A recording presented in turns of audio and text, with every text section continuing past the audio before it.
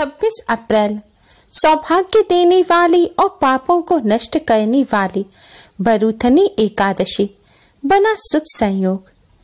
बस 2 केले, पूरी साल जमकर बरसेगा पैसा, होगा सभी परेशानियों का अंत। ओम गण श्री महागणेशाय नमः। राधे राधे दोस्तों, कैसे हैं आप सब। दोस्तों, भगवान विष्णु को समर्पित वैशाख का पवित्र माह चल रहा है। इस माह की कृष्ण पक्ष की एकादशी को बरूथनी एकादशी के नाम से जाना जाता है। शास्त्रों के अनुसार बरूथनी एकादशी के दिन भगवान लक्ष्मी नारायण का पूजन करने से 10,000 वर्ष तक तप करने के बराबर पुण्य फल की प्राप्ति होती है। जो मनुष्य बरूथनी एकादशी का व्रत करते हैं वह जीवन के सभी सुख भोग कर अंत में मोक्ष को प्राप्त करते हैं। यह एकादशी सब पापों को नष्ट करने वाली और मोक्ष देने वाली है। कुरुक्षेत्र में सूर्य ग्रहण के समय एक मन स्वर्ण दान करने से जो फल प्राप्त होता है वही फल बरूथनी एकादशी का व्रत करने से मिलता है। यह दिन भगवान लक्ष्मी नारायण की कृपा प्राप्त करने के लिए बहुत ही खास माना जाता है। इस दिन भगवान लक्ष्मी नारायण का पूजन करने से कष्टों से छुटकारा तो मिलता ही है, साथ ही घर में सुख समृद्धि भी आती है। इस बार बरूथनी एकादशी का व्रत 26 अप्रैल को रखा जाएगा और व्रत का पारण 27 अप्रैल को किया जाएगा। व्रत पारण करने का शुभ मुहूर्त है 27 अप्रैल की सुबह 6:41 से सुबह 8:22 तक। 27 अप्रैल को पूरे दिन द्वादशी तिथि रहेगी और हरिवासर सुबह 6:41 पर समाप्त हो जाएगा। इस बार बरूथनी एकादशी पर त्रिपुष्कर योग, इंद्र योग और ब्रह्म योग बनने की वजह से इसका महत्व कई गुना अधिक बढ़ गया है। यह एकादशी भगवान लक्ष्मी नारायण की कृपा प्राप्त करने के लिए बहुत ही खास मानी जाती है। दोस्तों, आज के इस वीडियो में हम आपको एकादशी के इस शुभ संयोग पर करने वाला एक बहुत ही आसान और असरकारक उपाय बताने जा रहे हैं। इस उपाय को करने से भगवान लक्ष्मी नारायण की असीम कृपा प्राप्त होती है। धन की देवी माँ लक्ष्मी की कृपा से धन संबंधी समस्याएं दूर हो जाती हैं। भगवान लक्ष्मी नारायण की कृपा से कष्टों से छुटकारा तो मिलता ही है, साथ ही मनचाहा वरदान प्राप्त होता है और घर में सुख समृद्धि आती है। दोस्तों, वीडियो में आगे बढ़ने से पहले वीडियो को लाइक कर अपने फ्रेंड्स के साथ शेयर जरूर करें। अगर आपने हमारे चैनल को अभी तक सब्सक्राइब नहीं किया है तो यूजफुल वीडियोस के लिए चैनल को सब्सक्राइब कर बेल आइकन को भी जरूर दबाएं। दोस्तों, भगवान लक्ष्मी नारायण को प्रसन्न कर भगवान लक्ष्मी नारायण की कृपा प्राप्त करने के लिए और मनचाहा वरदान प्राप्त करने के लिए आप 2 साबुत पीले केले लें। दोस्तों, आपको ऐसे 2 केले लेने हैं जो एक साथ डंडी में ऊपर से जुड़े हुए हों।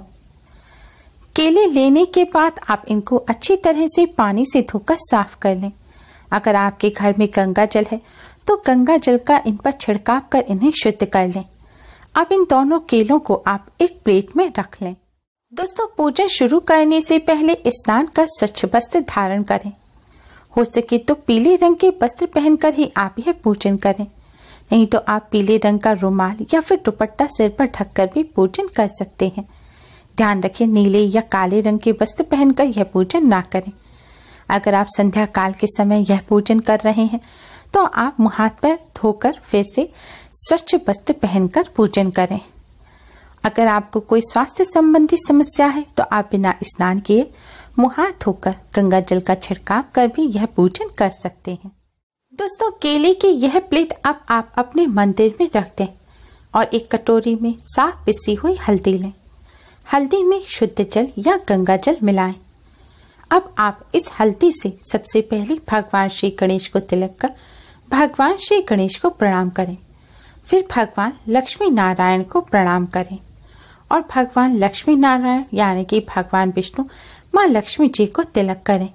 आपके घर भगवान विष्णु की प्रतिमा ना हो तो भगवान श्री कृष्ण, लड्डू गोपाल, सीता राम जी, आपके घर में इनमें से किसी की भी तस्वीर हो, प्रतिमा हो, आप उनको तिलक करें।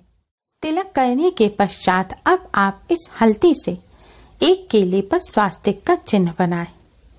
दोस्तों, आपके राइट हैंड की तरफ यानी कि दाएं हाथ की तरफ जो केला रखा हुआ है उस पर आपको स्वास्तिक का चिन्ह बनाना है और लेफ्ट हैंड की तरफ जो केला रखा हुआ है उस केले पर आपको अपना नाम लिखना है। आप हिंदी में या फिर इंग्लिश में अपना नाम लिख सकते हैं। दोस्तों, अब यह केले आप भगवान लक्ष्मी नारायण के चरणों में रख दें और भगवान जी के सामने एक दिया जलाएं। हो सके तो शुद्ध घी का दिया जलाएं। शुद्ध घी ना हो तो डालडा घी या जिस भी घी मीठे तेल का आप दिया जलाते हैं वह आप जला सकते हैं। दिए के साथ एक सुगंधित धूप बत्ती भी जलाएं। ध्यान रखें, दिए को आप किसी प्लेट के ऊपर रखें। आज के दिन दिए के नीचे चावल ना रखें, क्योंकि एकादशी के दिन चावल का इस्तेमाल करना वर्जित होता है। दोस्तों, दीपक जलाने के बाद आप इस दीपक में एक साबुत फूल वाली लौंग डाल दें।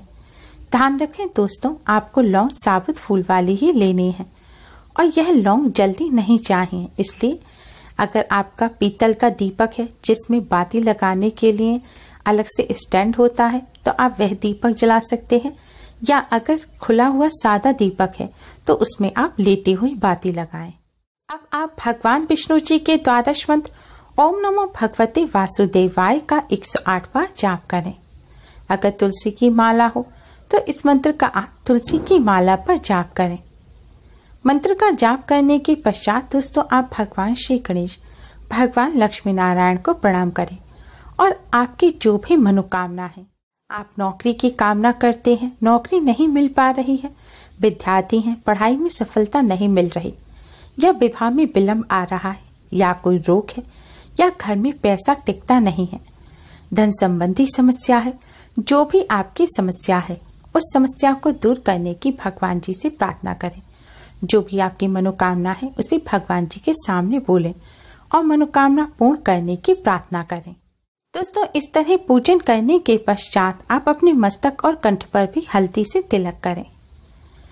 फिर दोस्तों आपको यह केले मंदिर में ऐसे ही रखे रहने देने हैं और अगले दिन सुबह उठकर स्नान आदि करने के पश्चात आप इन दोनों केलों में से स्वास्तिक वाला केला ले लें और उस केले को अपने सिर पर 7 बार बारें, यानी कि 7 बार क्लॉकवाइज केले को अपने सिर पर घुमाएं और फिर इस केले को ले जाकर आप गौ माता को खिला दें।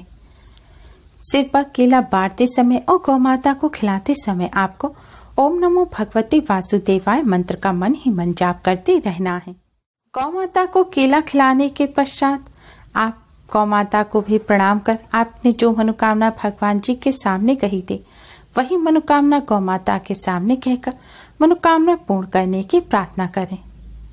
अब दोस्तों आप अपने घर आ जाएं और मंदिर में भगवान जी को आपने जो भोग लगाया है, जो प्रसाद था, उस प्रसाद को आप अपने परिवार के सदस्यों में बांटें और प्रसाद बांटने के पश्चात दोस्तों आपके नाम लिखा हुआ जो केला है, अब इस केले को आप स्वयं प्रसाद के रूप में ग्रहण करें।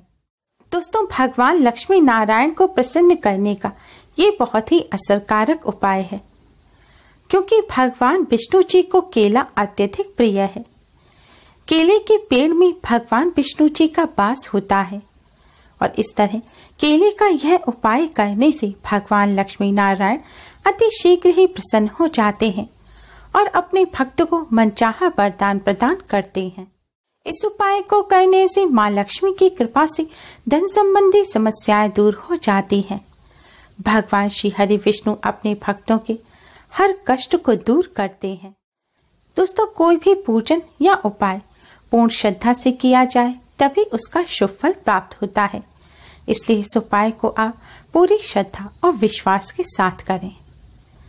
दोस्तों, उपाय करते समय आपने जो लौंग दीपक में डाली थी, आपको अगले दिन यह लौंग उठाकर किसी शुद्ध बहते हुए जल में या तो विसर्जित करना है या फिर आप किसी भी पेड़ पौधे की जड़ में थोड़ी सी मिट्टी खोदकर वहां पर इस लौंग को गाड़ सकते हैं।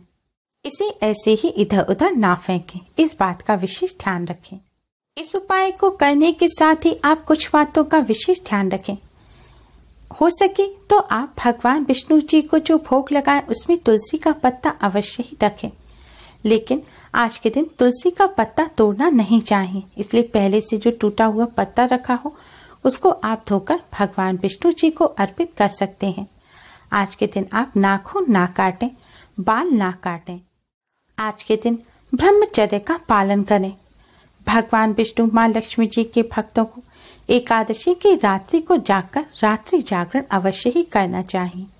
आप पूरी रात भर जागकर पूजन ना कर सके तो रात्रि में कुछ समय आप भगवान विष्णु जी के ओम नमो भगवते वासुदेवाय मंत्र का जाप अवश्य ही करें। एकादशी में रात्रि जागरण का विशेष महत्व होता है। एकादशी में रात्रि जागरण करने से भगवान लक्ष्मी नारायण की असीम कृपा प्राप्त होती है। दोस्तों, एकादशी के दिन इस आसान से उपाय को कर इससे लाभ अवश्य ही प्राप्त करें। उम्मीद है आपको हमारी ये वीडियो पसंद आई होगी। प्लीज लाइक करें। हमारी इस वीडियो को अपने फ्रेंड्स और रिश्तेदारों में ज़्यादा से ज़्यादा शेयर करें, जिससे वह भी इसका लाभ उठा सकें।